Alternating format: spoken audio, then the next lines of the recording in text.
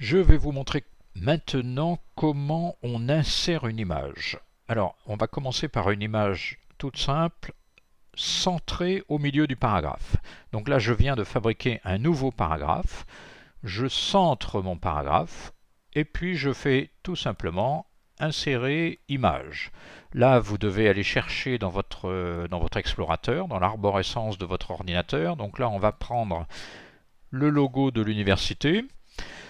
Vous voyez, elle est tout de suite centrée. Donc c'est vraiment extrêmement simple. J'en profite pour vous montrer ici, vous voyez, vous avez la mise en forme de l'image.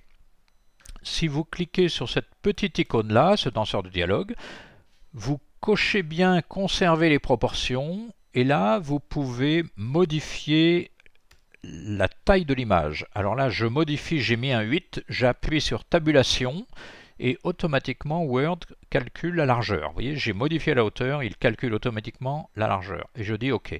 Voilà, ça me permet d'avoir une image un peu plus petite. Alors, nous allons faire maintenant quelque chose d'un petit peu plus compliqué. Je vais insérer une image ici. Et puis me débrouiller pour que le paragraphe coule autour. Enfin, je vais la mettre ici plutôt, ce sera plus logique. Alors, insérer une image. Cette fois-ci, je vais prendre le créateur de l'espéranto.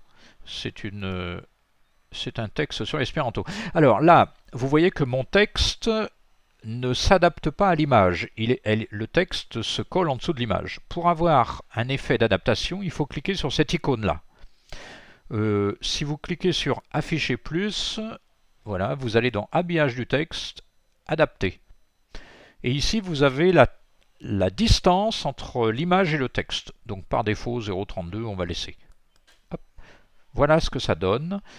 Vous pouvez faire comme tout à l'heure. Alors oui, une chose à remarquer, vous voyez qu'ici, il y a un espace par rapport à la marge. Ça, je pense que ça vient du fait que nous sommes dans un paragraphe normal, vous voyez, on est toujours en style normal, et qu'il y a ce fameux retrait de première ligne.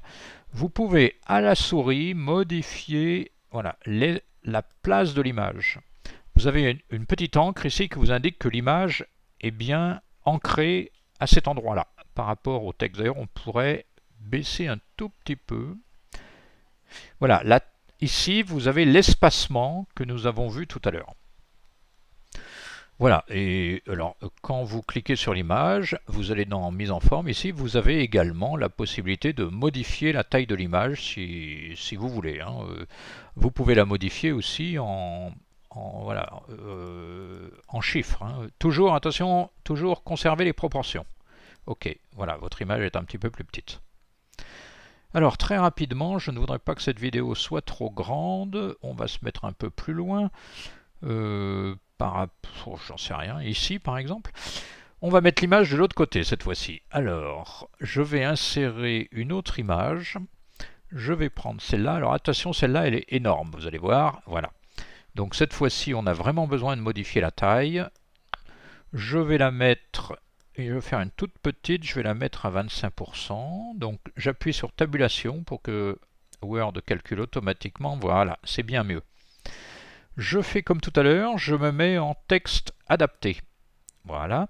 Et cette fois-ci, je la veux de l'autre côté. Alors c'est tout simple.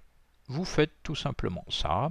Vous la collez bien par rapport à la marge du document pour que ce soit joli. Et voilà, l'affaire est terminée.